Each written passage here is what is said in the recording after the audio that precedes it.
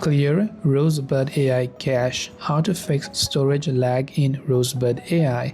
Hey everyone, welcome to the channel. Today we're going to learn how we can clear the cache files for the Rosebud AI application, so make sure to watch the video till the end.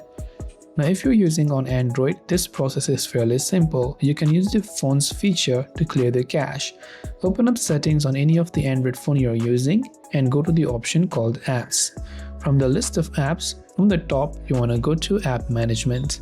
Now from there you can simply search for the Rosebud AI application right there and select it. From here, go to the option storage usage and here you can see cache. And you can see the amount of storage the cache file is occupying, so you can tap on clear cache to clear the cache files for the application. This way you can clear cache and fix storage lag in Rosebud AI. I hope the video helped you out. If you have any questions, feel free to leave them down. Thank you for watching and see you soon in the next video.